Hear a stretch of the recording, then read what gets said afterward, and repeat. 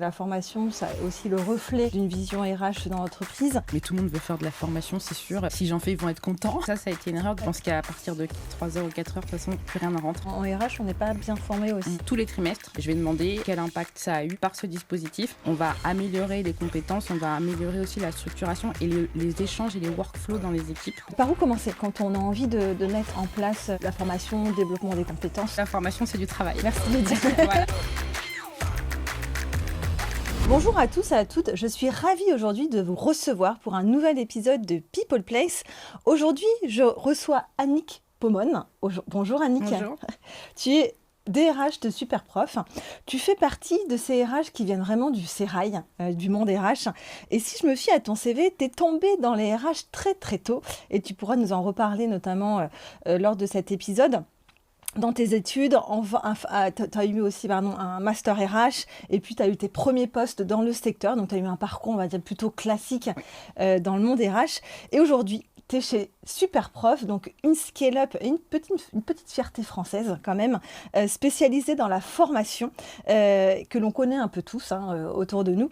Et ça tombe bien parce qu'aujourd'hui, le sujet de la formation, c'est le sujet d'aujourd'hui. La formation pour l'entreprise, comment créer notamment une culture apprenante, mais aussi pour nous. En tant que RH, l'importance de se former au quotidien. On a la chance de t'avoir aussi comme alumni du Temple RH. Donc, écoute, je suis très contente de t'avoir aujourd'hui. Juste rapidement sur tes enjeux un peu RH du moment avec Superprof. Là, l'entreprise a pour objectif, n'ayez pas peur, d'ouvrir 90 pays. Je crois que tu as un plan de recrutement d'une centaine de personnes. Toi, tu les as rejoints il y a à peu près 1 an pour soutenir cette croissance-là. Comment ça va alors, l'hypercroissance depuis 1 an? Ça va, j'ai rejoint Superprof depuis 2 ans cette année. Oui, l'ambition, c'est d'ouvrir une centaine de pays. Quand je suis arrivée il y a 2 ans, il y avait 50 pays. Donc 50 pays en 10 ans et 50 pays en 2 ans. Donc voilà, donc l'objectif pour moi sur les enjeux Superprof, c'est d'accompagner donc cette croissance, sachant que je suis arrivée pendant une période assez compliquée où il n'y a pas eu de RH pendant 2 ans avant moi. Donc une start-up qui a scalé sans modèle de scaling, notamment en RH. Donc il y avait vraiment tout à repenser, à tout revisiter et des équipes qui ont grandi avec l'entreprise mais seules, qui ont pris des postes de plus en plus importants. Donc honnêtement, quand je suis arrivée, la première question que je me suis posée, c'est par où je vais commencer. Voilà. T'avais une équipe, t'étais seule? J'étais seule. T'étais seule. Tout. Ok, donc t'es arrivée seule et donc t'as dû vraiment construire un peu du début la fonction RH chez Superprof, mais avec un CEO qui est quand même à l'écoute des conditions RH, on va dire. Voilà, je travaille avec le CEO et le DG, oui, sur tous les sujets. Okay. Voilà, donc les grands enjeux, c'est de pouvoir justement structurer l'organisation pour accompagner cette croissance et permettre l'ouverture des pays avec des workflows facilités et fluidifiés, donc tout ce qui est structure, tout en restant le plus agile possible sur cette partie-là, tout en accompagnant le plan de recrutement des équipes sur toute la dynamique internationale, puisqu'on a un business model très particulier chez Superprof, où on recrute des personnes issues des pays qu'on ouvre. Okay. Donc c'est assez particulier aussi. Donc une vraie dynamique internationale sur tout ça, avec pas mal d'enjeux de développement, de croissance. On est encore en croissance aujourd'hui, ce qui est plutôt intéressant. Et pouvoir repenser toute l'organisation avec les directeurs aussi. Je travaille beaucoup avec les directeurs de département, puisque quand je suis arrivée, c'était une organisation plate, sans structure, même dans la partie organisationnelle. Et chaque directeur manageait des équipes de 10-20 personnes. Donc il y avait pas mal de choses à faire, oui. Donc j'imagine, tu es bien occupée en tout cas dans ton quotidien de RH. Là, aujourd'hui, on va vraiment se concentrer sur la formation, puisqu'en plus, donc Superprof est ce qu'on appelle une EdTech, en fait, dans le jargon start-up. Rapidement, pour juste revenir sur toi, ta vision aussi des RH, je pense que c'est important aussi, puisque la formation, c'est aussi le reflet d'une vision RH dans l'entreprise. Quelle est un peu, toi, ta vision RH en 2025 ? Alors, ma vision RH en 2025, c'est vraiment d'accompagner la structure en étant... je fais mon business RH. Pour moi, les ressources humaines, c'est un produit. Mon CEO, mon DG et mes directeurs sont mes clients. Okay. Donc, j'accompagne en fait l'organisation de cette manière-là en étant constamment en lien avec le terrain. Je fais par exemple des one-one réguliers avec tous les directeurs, avec le CEO, avec le DG, ce qui me permet ensuite de consolider tous les besoins, justement par rapport à ça. et de travailler de manière très agile. Donc rien n'est figé, rien n'est plaqué. On va essayer de travailler, j'ai toujours, mon rôle, c'est de poser la base et d'avancer ensuite avec l'organisation et donc la formation pour pouvoir suivre la croissance de manière organisée, structurée, tout en gardant toujours un petit coussin de sécurité. Ça, je vais parler budget peut-être après, justement. Et du coup, c'est comme ça que pour moi, je vois les ressources humaines. J'ai une posture RH où je fais partie de l'équipe, où je fais partie entière du business et j'accompagne en fait les ressources humaines en proposant, alors je vais le mettre plein de guillemets quand même, je propose mes services en interne avec des produits qui vont correspondre aux besoins et du conseil, en fait, qui vont répondre aussi aux demandes de l'organisation, comme pour la formation. De toute façon, je crois que tu viens aussi du monde du conseil, non? J'en ai fait un petit peu. Tu en as fait un petit peu dans ton passé. Donc, super intéressant comme vision. Et donc, tu le disais, quand tu es arrivé chez Superprof, tu nous dis, je ne sais pas par où commencer. Donc, comment tu as commencé alors? Qu'est-ce que tu as fait? Tu as commencé par un audit. Comment tu t'y es pris pour te dire quelles sont mes priorités? Sachant que je mets ça ici, la formation, c'est toujours le sujet qu'on traite quand on a le temps, quand on a des ressources. C'est vrai qu'au début, ce n'est pas forcément le sujet dominant, en tout cas des RH quand on démarre. Donc, je serais curieuse de savoir comment tu t'y Alors, j'ai commencé par une forme d'audit, mais une audit du terrain. Donc, ce que j'ai commencé à organiser, je suis beaucoup dans l'observation au départ et l'échange. En fait, l'idée pour moi, c'était de comprendre déjà le business model, le business et comment ensuite m'aligner avec tout ça. Comprendre les personnes aussi de l'organisation, la culture de l'organisation et qu'est-ce qu'on va attendre en fait aussi de moi, tout simplement en tant que RH et comme personne. Et aussi comprendre les nœuds qu'il peut avoir dans l'organisation. Donc ce que je vais faire au départ, ça va vraiment être ce qu'on appelle des interviews. Donc je vais rencontrer une dizaine, une vingtaine, je crois que j'ai rencontré une vingtaine, voire même une trentaine de personnes où j'avais calé des interviews réguliers.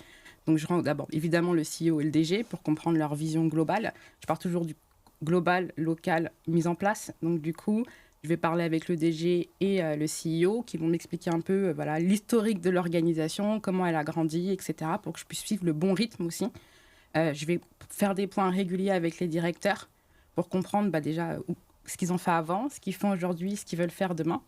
Et je vais faire de même avec les managers. Là, c'était un peu particulier puisque les managers avaient plus des rôles de coordinateurs puisqu'ils n'étaient pas managers, on va dire, en title. Donc, du coup, ils avaient pas vraiment conscience de leur rôle de manager. Donc, je vais quand même discuter avec eux et ensuite, je vais faire ce qu'on appelle des open hours.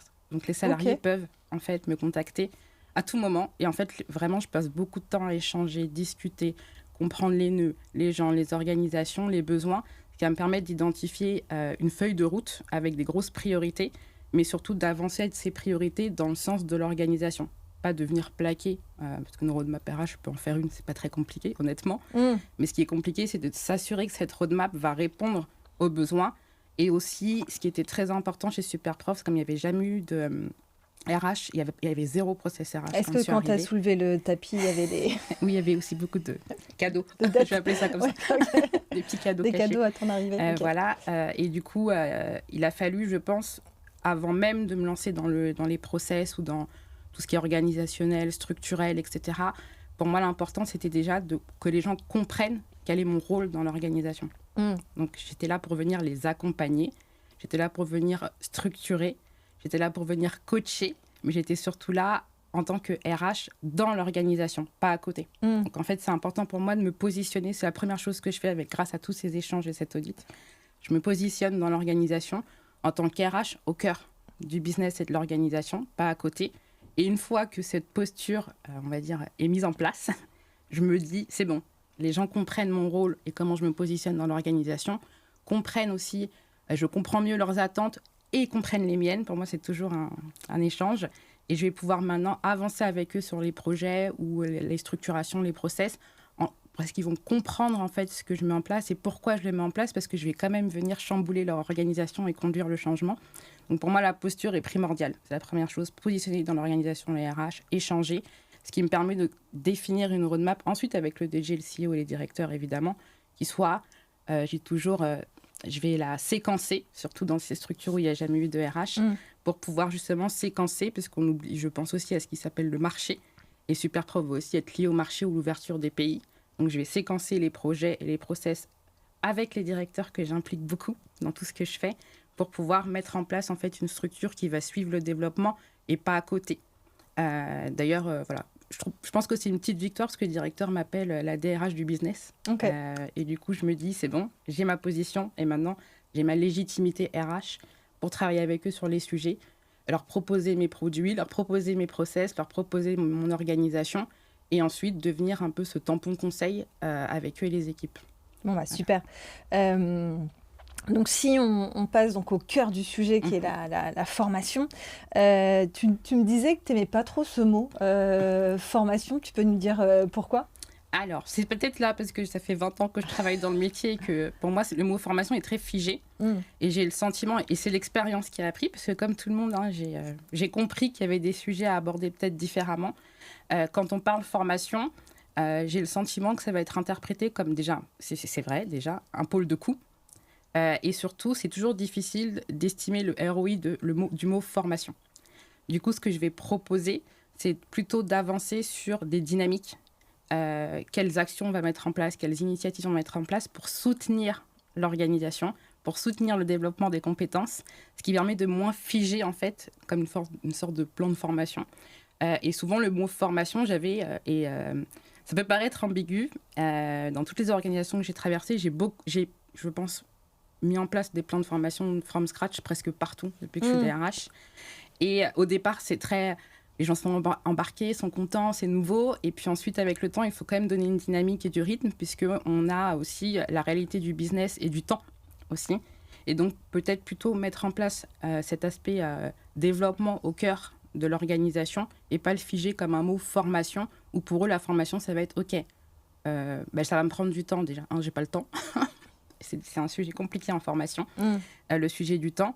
Et que, en fait, pour que les équipes et les directeurs comprennent l'intérêt pour eux et l'objectif pour eux de prendre ce temps pour l'organisation et leur développement. Donc, je pense que c'est plus un langage RH qui peut-être n'est pas matérialisé dans les esprits non RH de la même manière, qui fait que ça crée parfois des blocages. Bon, OK, c'était bien l'information, mais bon, les directeurs vont me dire, oui, mais moi, mes managers, j'ai besoin qu'ils soient là. Ouais. Et les managers vont me dire, mais là, j'ai plus le temps de m'occuper de ça ou de ça. Et en fait, c'est parce que j'ai le sentiment que le mot formation, pour eux, c'est un mot figé. Ils n'arrivent pas à évaluer ce que ça va leur apporter. Donc vraiment, le lier, pour moi, du développement, ça le rend plus vivant, utile, concret, et ce qui fait que les équipes comprennent, en fait, l'intérêt de le faire pour eux et pour l'organisation. Sachant que nous aussi, même en RH, on n'est pas bien formés sur la mise en place d'une formation, sachant qu'en France, la formation est assez complexe avec toutes les aides que l'on peut avoir, tous les systèmes avec les OPCO, Calliope, le CPF. On a la chance quand même dans un pays qui forme ses salariés, même si,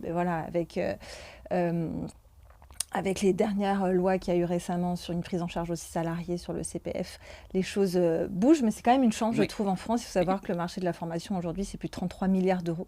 Donc c'est vrai que c'est quand même quelque chose d'intégrant chez nous en tant que Français. Mais c'est vrai que nous, moi je me souviens quand je suis arrivée dans une de mes startups, on n'avait même pas mon CEO ne connaissait pas le numéro de NAF. Donc, quand tu vas pour choisir ton OPCO, tu dois connaître ton numéro NAF. Oui. Et c'est des choses un peu... je dis, vous avez cotisé ? Il me dit, c'est quoi exactement ? Donc, et donc, c'est vrai qu'on a une méconnaissance aussi, en fait, du système de formation.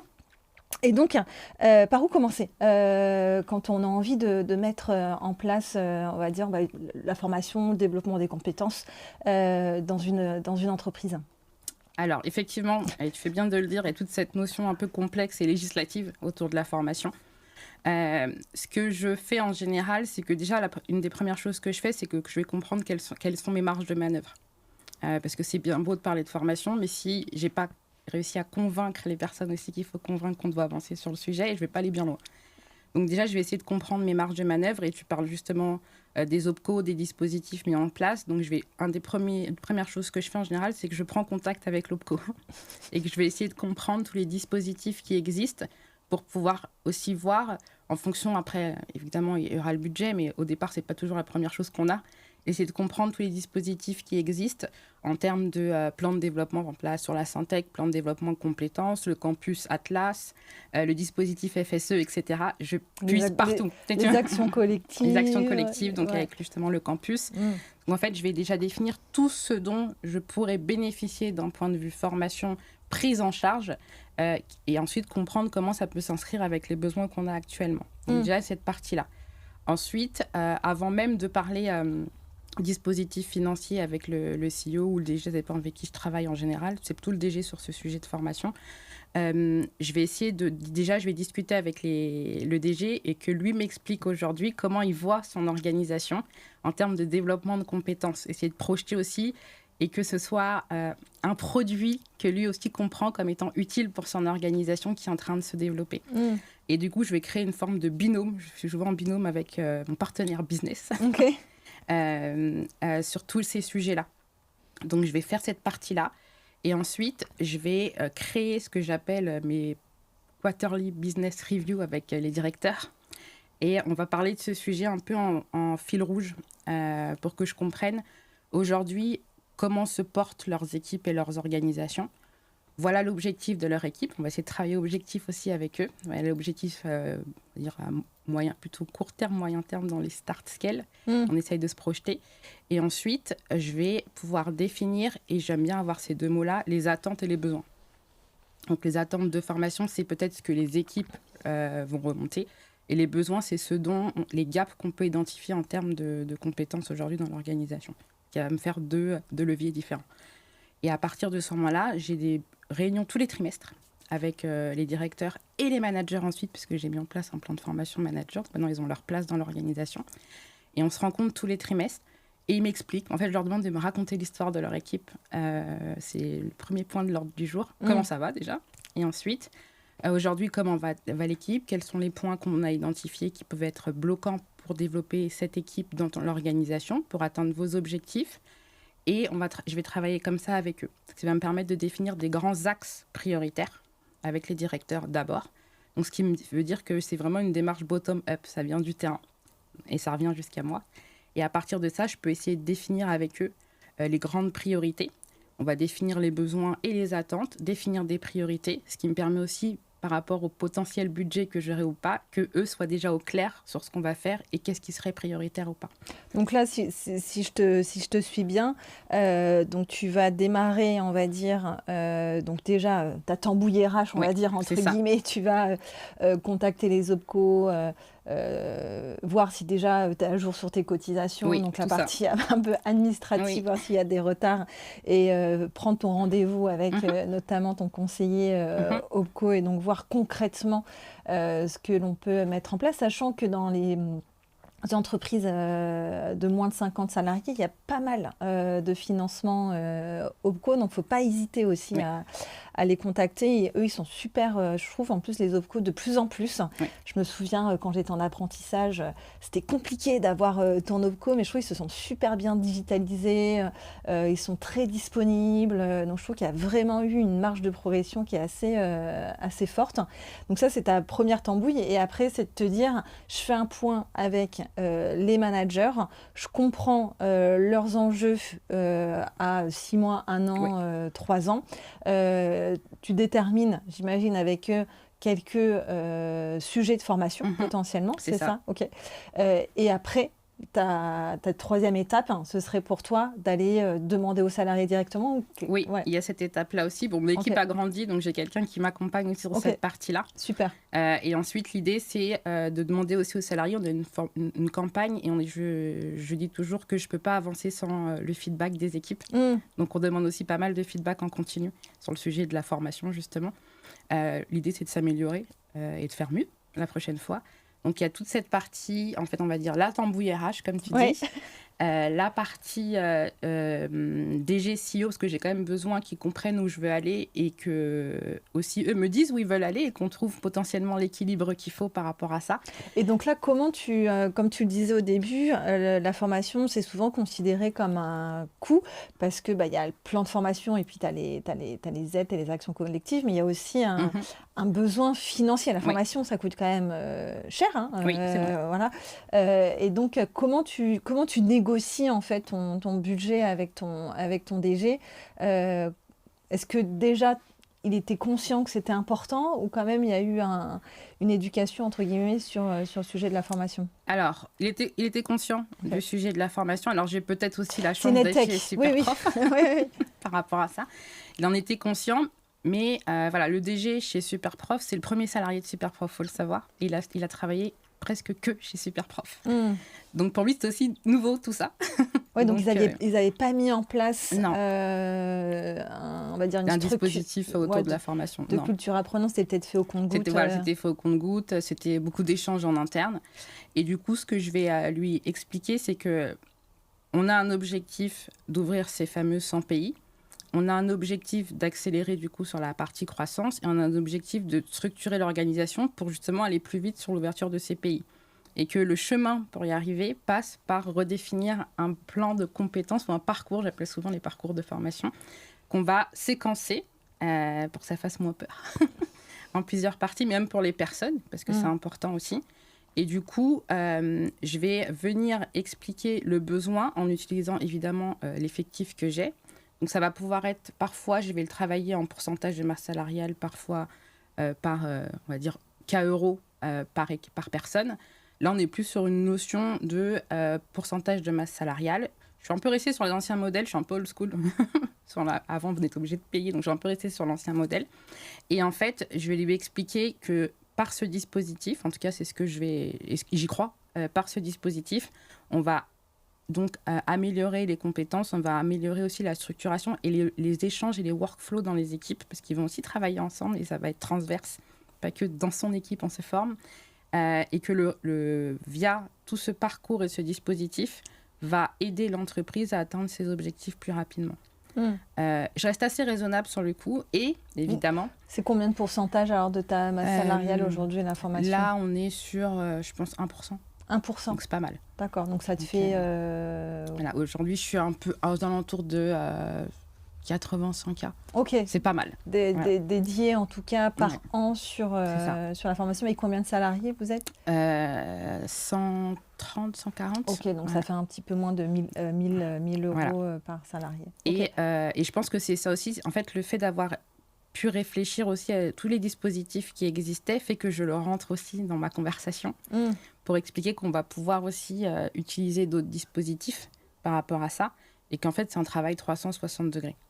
Et que ne pas accompagner les équipes sur le développement, sur la formation, pourrait avoir un impact sur le développement de l'organisation. En fait, tout est lié. Je dis souvent, on raccroche les wagons.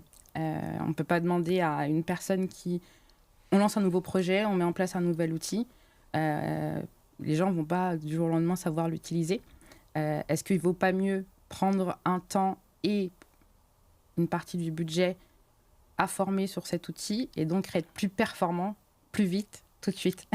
Voilà. C'est un peu comme ça que je le présente sur cette partie formation. Ce n'est pas toujours évident, faut être honnête. La négociation autour de la formation, je trouve qu'elle n'est pas forcément... C'est difficile d'avoir on va dire, parler ROI. Donc effectivement, comme je dis, on met en place des demandes de feedback. Par exemple, sur le parcours manager qu'on a créé et qui est sur 2 ans, et là justement j'ai mon point avec eux demain, sur ce parcours, on l'a fait en plusieurs parties, on l'a séquencé et je mets en place ensuite ce que j'appelle le 360 feedback formation, côté que formation, où il y a forcément le feedback des managers, le feedback des managers eux-mêmes et leur auto-évaluation sur leur progression, le feedback du formateur, quand on en a un, et mon feedback, RH. Et ensuite, on mélange tout ça et on fait un point ensuite avec les directeurs et les formateurs, ce qui permet de voir, en fait, j'arrive à avoir quand même des indicateurs de développement qui peuvent soutenir le besoin d'avancer sur le sujet. Et ça se voit. Ok. Donc là, Tambouille RH, DG, manager, et après, donc, tu fais le recueil de besoins. Est-ce que, je connais ta réponse déjà, mais est-ce que tu vas attendre les fameux 2 ans pour faire l'entretien professionnel qui est obligatoire pour demander notamment les besoins de formation, ou c'est quelque chose que tu demandes une fois par an? Enfin, c'est comment tu gères ce recueil de formation? Parce que c'est vrai que ça peut être aussi assez lourd en termes de 130 salariés. C'est encore à taille humaine, mais c'est vrai que ça peut devenir, quand tu as 500, 900, 1000, 1500 salariés, ça peut devenir un peu lourd que d'un coup, paf, fin d'année, tu demandes ton recueil de besoins de formation pour l'année prochaine. Et donc là, tu te retrouves dans un tunnel, en fait. Alors, on le fait une fois dans l'année, autour de la formation. Mais comme j'ai le point au trimestre avec tous les départements, en fait, j'ai un point au trimestre avec chaque département dans l'organisation. Oui, ça prend du temps, et je dis souvent ça prend du temps, mais c'est du temps bien placé et que je vais gagner après. Et du coup, on définit une fois dans l'année les besoins. Avec cette taille d'organisation, c'est suffisant, effectivement. Peut-être dans d'autres organisations, le prévoir autrement. Et ensuite, chaque trimestre, quand j'ai les points départements, on fait un update sur où on en est sur la formation, quel impact ça a eu sur les équipes et l'organisation, qu'est-ce que ça a apporté ou pas. L'idée, parfois, c'est de faire un pas de côté et de justement rester agile et de ne pas rester figé sur le plan. Et du coup, tous les trimestres, quand j'ai mes points avec eux, ça fait un peu partie de notre ordre du jour récurrent. Je vais demander quel impact ça a eu, en plus des questionnaires de satisfaction qu'on peut faire à chaud, à froid, etc. Et ça me permet d'avoir le retour des équipes, parce que c'est aussi important, parce que je parle de directeur et de manager, mais j'ai le retour des formés sur leur formation. Et du coup, j'ai le retour aussi de leur manager sur ces formations. Et en fait, je croise souvent les infos pour essayer d'en tirer le meilleur pour eux. Et de continuer à avancer comme ça. Donc, c'est pas figé. Il y a une fois dans l'année, effectivement, et comme tu le dis, 130, c'est gérable. Et ensuite, au trimestre, on fait ce suivi assez récurrent et régulier avec les équipes pour s'assurer que ce qu'on met en place répond toujours aux besoins, etc., etc. Bah, écoute, super d'avoir en tout cas ces insights à l'intérieur de Superprof. Dans la formation, c'est vrai que souvent on voit toujours la formation externe comme un levier en tout cas de formation, mais il y a aussi d'autres leviers. Je pense que c'est aussi des choses que vous avez mis en place chez Superprof, c'est la formation interne, donc d'avoir des experts. Après, c'est vrai que c'est des experts de leur sujet. Mais il y a aussi quand même la formation, ce côté pédagogue qu'il faut aussi avoir. Donc, comment tu déjà, intéresses un expert à se dire, sur un sujet, on a eu 10 fois la même question, ça vaut le coup que tu fasses une formation sur ce sujet pour les équipes. Mais comment gérer cette personne-là? C'est du travail en plus pour elle. Est-ce qu'il y a un bonus? Est-ce que comment on la remercie? Comment l'accompagner aussi sur le contenu pédagogique qu'il ou elle va créer? Voilà, c'est parce que la formation, c'est pas juste mettre des apprentissages dans un PowerPoint. Il y a quand même toute une réflexion autour de la création. La formation interne. C'est ça. Oui. Du coup, dans mon équipe, aujourd'hui, j'ai une personne qui gère le learning interne, justement. Parce que chez Superprof, c'était assez intéressant. Parce qu'on a des métiers très particuliers. Il y a des vrais spécialistes experts du SEO, du SIA, et c'est notre business model. Donc, c'est utile de les avoir. Et du coup, ce qu'on a fait, c'est que j'ai identifié... En fait, je travaille toujours avec les équipes et les managers et les directeurs. J'ai identifié avec eux les personnes qui étaient... et avec la personne du learning, évidemment, on essaie d'identifier les personnes qui pourraient être justement ce fameux expert dans leurs équipes. C'est-à-dire que ce n'est pas que du one-shot. C'est déjà dans ton équipe SEO, peut-être qu'il y a un besoin de formation interne SEO dans le SEO, puis après, on va l'étendre au reste de l'organisation. Est-ce que quelqu'un dans ton équipe, déjà, je veux comprendre en termes de compétences déjà métier, parce qu'on parle de la formation interne. Donc là, déjà, je vais pouvoir identifier les personnes. Ensuite, je vais échanger avec elles. Ça, c'est moi, la conversation. Et on est en train de mettre en place le format un peu mieux structuré avec, et tu l'as très bien dit, et c'est ce que j'ai dit à mes équipes RH, on va train the trainer. Donc, du coup, on est en train de mettre en place des parcours. Et c'est vraiment des choses qu'on regarde un peu autour de nous avec la spécialiste de learning dans mon équipe. Et on est en train de mettre en place en interne des workshops de formation des formateurs internes. Donc, voilà. Donc, je pense que il y a cette notion d'identifier les personnes et d'échanger avec eux. J'ai la chance chez Superprof, et je le dis, c'est une super équipe pour ça. Ils ont envie. Ils ont envie d'apprendre les uns des autres, ils ont envie d'échanger, etc. Donc, j'ai même parfois plus de personnes qui veulent faire de la formation. J'ai pas de mal à trouver. Parce que c'est du temps pour eux aussi dans leur... On le définit avec le directeur et le manager pour qu'ils libèrent du temps. Et c'est un travail que je fais en corrélation avec eux. Puisque, in fine, ce que je disais tout à l'heure, pareil pour le plan global, c'est ce que cette personne va apporter à l'équipe et à l'organisation, va servir le business et l'organisation. Et donc après, sur peut-être son plan de carrière, ou même des promotions, est-ce que donc ce sujet d'être, par exemple, formateur dans l'entreprise, est-ce que c'est un petit plus? Est-ce que c'est quelque chose que vous allez valoriser aussi financièrement? Comment vous voyez ce point-là? Ouais. Alors, pas financièrement, en tout cas, on n'y a pas encore réfléchi. C'est plutôt dans le cadre du développement de la personne au sein de l'organisation. C'est un bon exemple, puisque la personne qui est dans mon équipe sur le poste de learning et développement, bon, c'est un peu une organisation entre deux. Elle est 50% learning, 50% SEO manager. Ok. Et du coup, c'est elle qui a levé la main pour accompagner le learning avec moi sur cette partie-là. Et du coup, on a organisé ce poste, en fait, en termes de développement, pour lui libérer du temps de chaque côté. Donc, on travaille, le directeur SEO et moi, en tant que directrice RH, pour qu'elle puisse nous accompagner et répondre aux besoins qu'elle avait, elle aussi, de faire autre chose et des choses nouvelles qu'elle avait envie d'explorer. Okay. En fait, c'est aussi donner sa chance à ceux qui veulent sur cette partie-là. Après, côté financier, non, mais vraiment, oui, c'est du temps. C'est du temps. Mais pareil, encore une fois, j'essaie toujours de travailler ce fameux rythme et tempo avec les directeurs et managers, et l'ensemble des formations internes qu'on va mener vont être faites en dehors des peak business. Il y a aussi ça que je regarde. J'ai mon calendrier formation où sur les gros pics d'activité, souvent le mois de janvier et septembre, chez Superprof, il n'y a pas de formation. Ouais. Donc voilà, on a un calendrier qui libère en fait et qui s'assure que ça run, donc ça tourne sur cette partie, on va dire métier. Et la formation vient s'imbriquer en fait dans tout ça pour que ce soit le plus fluide possible, mais surtout que les gens soient disponibles et à l'écoute au moment des formations. Je sais que Google, je me souviens, il laissait notamment une journée par semaine pour se concentrer sur d'autres projets de l'entreprise. Et c'est comme ça notamment que des produits comme Gmail ou d'autres sont venus dans la suite Google.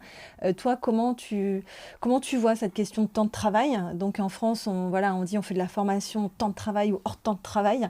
Donc c'est le choix de l'entreprise. Quelle décision vous avez pris chez Superprof? On l'a pris sur le temps de travail. Ça, c'est un message que je porte et que voilà, c'est une conviction personnelle aussi, c'est que la formation, c'est du travail. Oui, merci de le dire. Voilà. Et que j'appelle ça mon win-win à chaque fois quand j'en parle à certains managers qui sont peut-être plus dubitatifs. La personne va gagner en développement et l'entreprise et toi, en tant que manager, tu vas gagner en compétences dans ton équipe. Donc du coup, ce serait dommage de s'en priver. Donc on le met sur le temps de travail chez Superprof.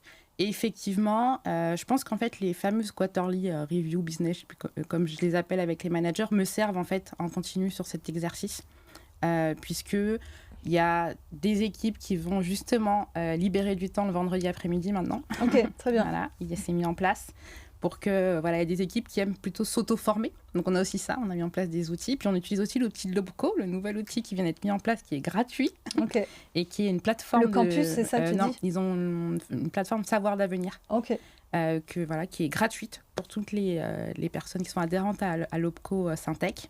On a travaillé dessus avec les 2 personnes de la formation de mon équipe et on l'a diffusé.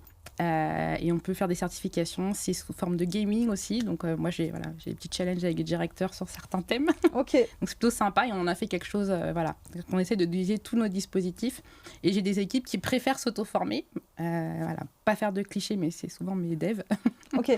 Et donc, donc certains, donc en fait, parce qu'en fait moi je trouve que par exemple la formation sur le temps de travail c'est bien. Mais sur le terrain, c'est compliqué pour eux parce qu'il y a toujours des urgences de roadmap, de business. Et donc, finalement, ce point, peut-être formation qu'ils mettent, hop, ils sautent. Et donc, finalement, peut-être au bout d'un mois, 2 mois, ils n'arrivent pas à se former. Comment tu es vigilante sur ces points-là? Est-ce que chacun se responsabilise et donc prend le temps selon son emploi du temps, ou tu as un système qui te permet de checker, de t'assurer que si on a acheté une formation, notamment en ligne, Oui. si elle n'est pas faite au bout de 3 mois, c'est qu'il y a quelque chose qui bloque et donc aider le ou la salarié à avancer sur sa formation. Oui, on check. Ok. On check régulièrement la façon dont ça avance. Donc le taux de complétion de formation, voilà, c'est un des c'est KPIs que vous suivez. C'est ça, Ok. oui, on le suit. Donc on le suit, surtout oui, tout ce qui est en e-learning évidemment. Donc c'est suivi. Quand je vois que justement il y a un ralentissement ou une formation qui n'avance pas, ben, comme toujours, je dis toujours la clé c'est la communication. Donc je vais essayer de discuter avec la personne. Je pense que c'est déjà la personne parce que je veux comprendre s'il y a un souci même elle avant d'aller parler avec son manager. Donc on en discute. Et ensuite, je fais un peu ce relais quand il y a besoin avec le manager et on essaie de trouver un moyen d'organiser les choses ensemble pour que ça avance. J'ai pas eu de blocage chez Superprof. J'en ai déjà eu dans d'autres organisations, en toute transparence. Et du coup, on a essayé de réfléchir si cette formation qui n'avançait pas, quel impact elle avait pour la personne. Et parfois même la personne, le collaborateur ou la collaboratrice va me dire non mais en fait j'ai été trop vite. 6 mois, ça suffit. Enfin, voilà, on essaie toujours de trouver un entre-deux. Aujourd'hui, ça avance bien. On a les KPI, on check cette partie-là. Les managers m'en parlent même directement. On est assez ouvert, on a des échanges assez ouverts. Et maintenant que j'ai aussi la chance d'avoir une équipe un peu plus grosse, je suis plus toute seule. Trop bien. J'ai des personnes aussi qui font le relais avec moi sur le terrain. Voilà. Ok, très clair. Est-ce que tu as d'autres, sur la formation, en tout cas entreprise, donc toi tu dirais qu'aujourd'hui Superprof met en place donc, ce qu'on appelle une culture apprenante. Est-ce que tu as d'autres points que tu veux partager peut-être avec ceux et celles qui nous écoutent sur la formation, peut-être des conseils, des vigilances, voilà, des erreurs que tu as pu faire, que tu veux, tu veux partager? En termes d'erreurs, je pense que ce que j'ai pu faire au début, moi je suis Superprof du coup aujourd'hui, c'est de penser que dans le collectif, tout le monde veut faire de la formation, que tout le monde a le temps de faire de la formation et d'en faire peut-être un peu trop. C'est vrai. Ouais. Et finalement... Parce qu'il faut que tu remplisses ton plan de formation et pour toi, en fait... Voilà, et se dire, j'ai un budget, je n'utilise pas, on va me le reprendre. Ouais, c'est ça. Voilà. Tu te dis, voilà, je veux que tout le monde ait au moins... C'est ça. C'est vrai. Et je pense que ça a été quelque chose, oui, parce que moi, on parle d'intelligence positive, la formation, c'est super, les gens, ils vont apprendre, l'entreprise va grandir en même temps. Mais en fait, il y a une réalité, tu en as parlé, c'est le temps, c'est les urgences qui arrivent les unes après les autres. Et l'envie. Moi, voilà. je me souviens, j'avais une personne qui m'a dit, je n'ai pas envie de me former en ce moment. Voilà. Oui, comme tu dis, on discute avec eux. Et en fait, je pense que ça a été une erreur de partir d'un parti pris, voilà, et de me dire, mais tout le monde veut faire de la formation, c'est sûr. Si j'en fais, ils vont être contents. Ouais. Et après, on se retrouvait à mais Annick, j'ai pas le temps, c'est bon, et puis ça, c'est trop théorique, et puis ça, voilà. En fait, c'est pour ça que je disais le temps et se dire que peut-être en faire moins, mais en faire mieux. Ouais. Voilà. Et il y a des gens qui veulent pas se former, des personnes qui me disent, moi, je préfère aller à une conférence que faire une formation. Ouais, et une conférence, c'est de la formation. On a aussi mis en place, alors, pas mon côté old school, on a travaillé ça avec les équipes, on a une bibliothèque aussi. Où on met des ouvrages autour voilà, du SEO, du SIS, sur plein de thématiques qui sont demandées par les équipes, ou de langues aussi. Il y en a qui préfèrent lire un livre. Ouais. Donc voilà, on a plein de dispositifs différents. Ouais, je me souviens, dans une boîte, ils avaient un book club où ils se réunissaient, ils parlaient d'un livre. Et ça, c'est de la formation, en fait. Ouais. Peut-être moins classique que de prendre 7 heures dans une semaine pour te former. Ça, on le fait aussi, du coup. Donc, en fait, je pense que c'est une vraie culture apprenante, pas que du thème formation, justement. C'est assez 360 degrés. On a même une sorte de club cinéma aussi. OK. Donc, du coup, on apprend les uns des autres. Et je pense que c'est aussi cette cohésion de groupe qui fait qu'ils ont envie d'avancer ensemble et pas de siloter aussi l'organisation. Très clair. Sachant qu'aujourd'hui, l'apprentissage d'une formation se fait par la pratique plus que la théorie. Et donc, c'est vrai que c'est aussi important de réfléchir à des formats de formation qui permettent cette praticité du quotidien. Parce que c'est vrai, écouter quelqu'un pendant 7 heures dans une salle sur un PowerPoint ou coup d'avoir ce côté pratique où on passe à l'action, où on fait les choses, notamment pour des managers qui vont peut-être faire des mises en pratique en one-on-one avec peut-être information qu'ils regardent en vidéo, notamment je pense à Yaniro qui fait ça très bien sur la partie manager. C'est aussi ça, l'importance de la formation, c'est pas juste dire allez, j'envoie mon équipe en formation, mais comment je le fais? Ouais, c'est primordial. Le parcours manager qu'on a mis en place, par exemple, je parlais d'eux parce que c'est un de mes premiers projets que j'ai eu quand je suis arrivée. Il est ponctué. Déjà, c'est des demi-journées. Ça marche. Je ne suis pas pour les 7 heures de formation. Je pense qu'à partir de 3 heures ou 4 heures, de toute façon, plus rien ne rentre. Donc, il y a ça aussi qui a été repensé par rapport à ce que j'ai pu faire au début. Donc, on fait que des demi-journées max. Et on avance par thématique qu'on a construit avec eux. Donc, c'est-à-dire qu'il y a le socle de base et ensuite, il y a des blocs qu'on a ajoutés parce qu'eux m'ont dit qu'ils sentaient qu'ils en avaient besoin. Donc, voilà. Et on va aller plus sur d'une petite partie théorique et de la mise en pratique. J'appelle ça mes fameux workshops. Et il y a du codev qui vient se mettre au milieu aussi. Donc, ils discutent d'une thématique ensemble. Aujourd'hui, on a une belle communauté manager qui se soutient et qui s'entraide aussi. C'est important. Et là, sur la 3e année, demain, j'ai un bilan fin d'année tous les ans avec eux. Une matinée, j'arrive à les libérer avec leur directeur, où on va aller parler du bilan, qu'est-ce qu'ils ont appris. Et vu que cette communauté fonctionne, ils sont à l'aise de parler avec nous sur tous les sujets. Et là, on travaille justement sur la prochaine étape, et on va appeler ça les fameuses capsules thématiques pour de la mise en pratique de ce qu'ils ont appris ou de ce qu'ils veulent continuer à apprendre. Et ils vont aussi m'aider à améliorer peut-être le programme qu'on a mis en place pour les futurs managers. Voilà. Très clair. C'est vrai que la formation, c'est un vaste sujet, très, très important. Comment tu vois, et peut-être c'est ma dernière question sur ce sujet-là, avant qu'on vienne à la formation des RH qui m'intéresse aussi fortement, c'est comment aussi... Est-ce que c'est la RH pour toi qui doit tout faire, trouver l'organisme de formation, s'occuper aussi de contacter, d'évaluer, faire le suivi? Comment tu vois vraiment le rôle? Parce qu'il y a un rôle qui est là dans la formation, qui peut être aussi parfois lourd, ce rôle administratif, surtout quand il y a des prises en charge avec les feuilles d'émargement, etc. Comment tu arrives à peut-être moins, comme tu disais... moins voir la RH comme cette fonction administrative et donc qui va te suivre pour aller récupérer tes documents et plus peut-être sur, en tout cas, être une fonction plus force de proposition sur peut-être comment tu vas faire de la formation sur cette partie plus idéologique. Je dirais que avec le temps, les organismes de formation se sont aussi professionnalisés et déchargent pas mal. Sur cette partie, en tout cas administrative, surtout avec les OPCO, tu peux utiliser la subrogation et finalement, toi, tu n'es plus trop responsable, entre guillemets, de l'administratif, mais il faut quand même courir parfois. Voilà. Donc en fait, je travaille avec des organismes de formation qui vont m'accompagner aussi sur cette partie-là pour venir décharger la partie administrative. Sur la partie trouver les organismes de formation, j'ai eu différentes méthodes. J'ai pu parfois mettre en place des outils avec des catalogues de formation, ce qui permet aux équipes d'aller regarder. Ça marche ou pas? Ça dépend. C'est pour ça que j'ai essayé. Ça marche si nous, on l'anime. Voilà, c'est-à-dire que si un catalogue, ils savent pas, je sais pas quoi aller chercher.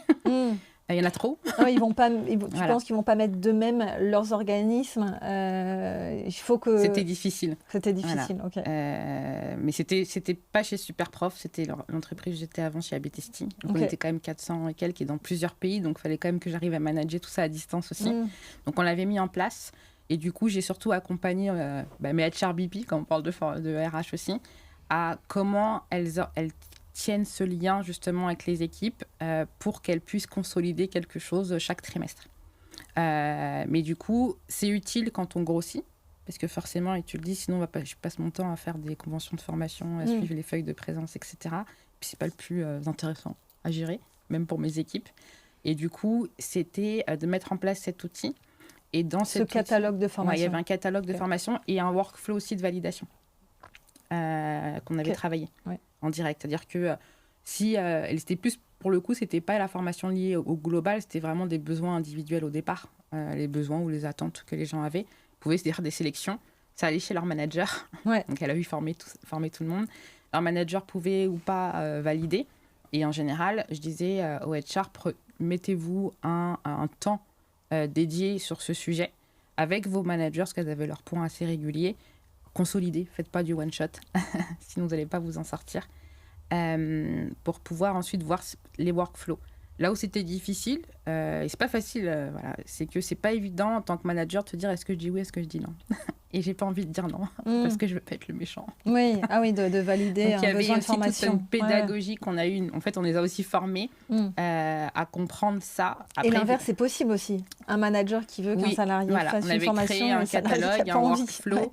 Ça fonctionnait, mais il faut le faire vivre, l'animer, l'expliquer et accompagner les managers sur comment justement répondre aux demandes. Donc il y avait un autre travail en amont et ensuite on a mis en place l'outil.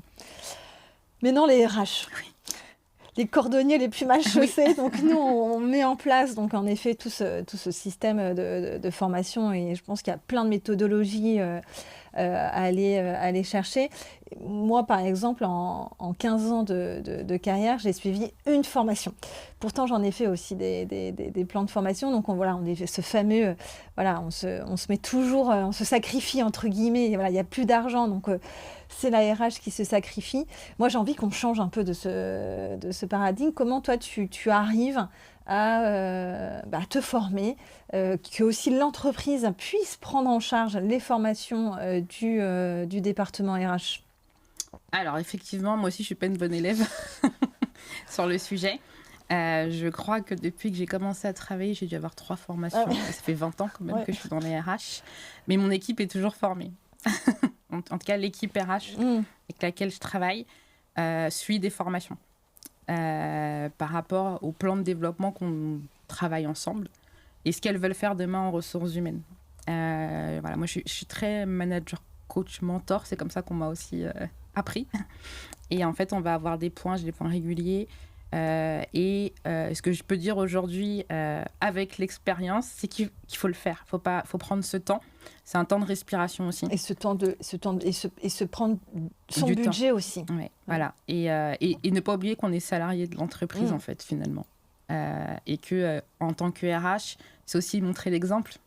Si moi, DRH, et c'est pour ça que maintenant je fais des formations, si moi, DRH, je ne me forme pas et qu'ensuite je vais essayer de convaincre qu'il faut former, que la formation c'est utile pour le développement de l'entreprise, ça peut être facile de me dire, bah Annick, toi tu fais pas de formation.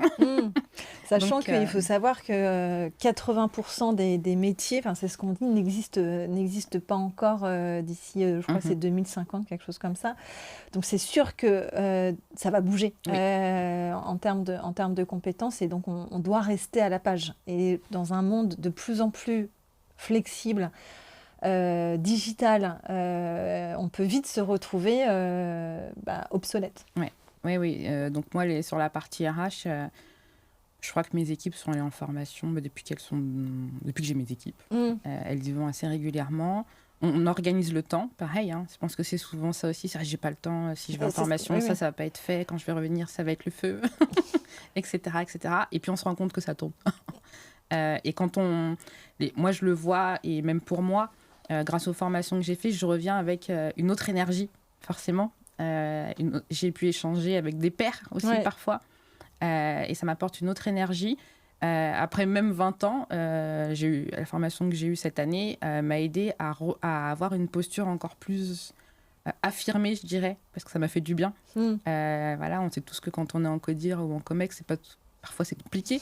Et du coup, ça m'a aidé justement à me continuer à apprendre à me positionner. Parce que chaque organisation a son propre ADN, sa façon de fonctionner, sa culture ou sa vision des ressources humaines. Et du coup, ça m'a permis peut-être de prendre ce temps et de prendre ce recul pour justement réussir à faire mon travail en étant bien moi aussi. Et donc pour toi, en termes de compétences RH, quelles sont pour toi les grandes compétences RH où il faut se former d'ici je sais pas, 3 à 5 prochaines années pour toi? Alors, purement RH, je sais pas, je pense que déjà, il y a l'IA. Mon équipe est dessus, donc tout va bien. On a un gros projet qu'on vient de lancer, qui est l'idée par les RH d'ailleurs, avec la tech. Donc ça, c'est sympa. C'est un sujet que j'ai eu il y a pas longtemps avec des étudiants, justement, parce qu'on vient aussi de recruter une alternante. Et c'est sympa, parce que je lui demande de m'expliquer un peu comment ça se passe à l'école. Ah, génial. Et justement, sortir un peu de ce côté trop théorique qu'on a pu apprendre. Après, moi, ça fait longtemps maintenant, c'est en 2006 que j'ai fait mes études.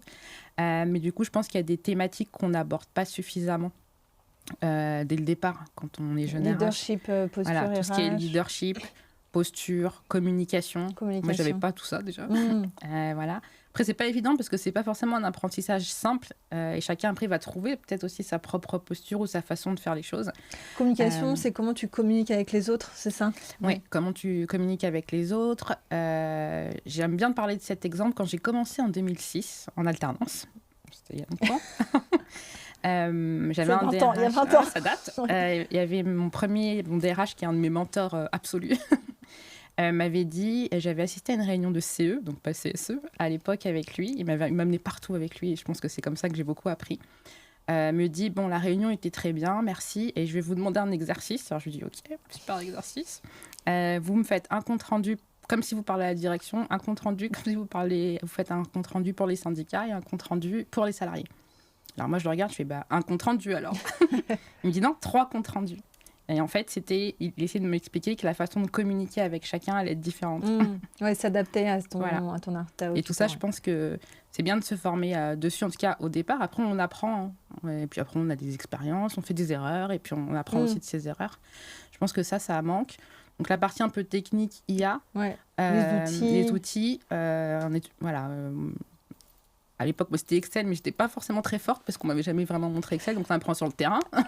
Ouais, donc toi, tu dirais même aussi des outils comme Excel. C'est vrai qu'aujourd'hui, tu as raison qu'en RH, on n'est pas bien formé aussi sur Excel et qu'on l'utilise quand même pour faire des plans de recrutement, plans de formation. Et pour moi, il y avait vraiment cette partie une montée en compétences. Voilà, et je pense avoir aussi sortir je dis souvent, casser sa bulle. Et du coup, je pense avoir au moins des automatismes ou des bases en tout ce qui est finance. Ça m'aide beaucoup aujourd'hui.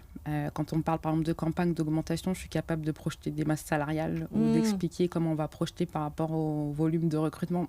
Et du coup, je vais avoir une conversation intéressante dans la conversation avec soit mon DAF, soit mon DG, soit mon CEO, ça dépend des organes. Tu comprends ce qu'il raconte. Voilà, je pense que c'est important de comprendre tous ces mécanismes qui s'intègrent en fait in fine dans la globalité du sujet et d'expliquer que ce qu'on veut mettre en place, on le fait de manière raisonnée. Comme on parle, je reviens encore sur la formation, mais c'est pareil, si je parle d'un plan de formation sans expliquer que tel impact va avoir, si j'utilise tant de K euros, je vais avoir tel impact, etc. Je parle pas la même langue que mon interlocuteur en face qui va valider mon budget. Donc je pense c'est casser sa bulle RH et voilà, s'intéresser à l'aspect un peu peut-être financier, etc. Et après, tout ce qui est posture, communication, leadership. Tech, leadership la tech, et finance. Oui, voilà. Super. Écoute, merci Annick de nous avoir partagé ton quotidien chez Superprof et tout ce que vous avez mis en place, en tout cas sur la formation. Merci et je te dis à très vite. Merci à vous. Au revoir. Au revoir.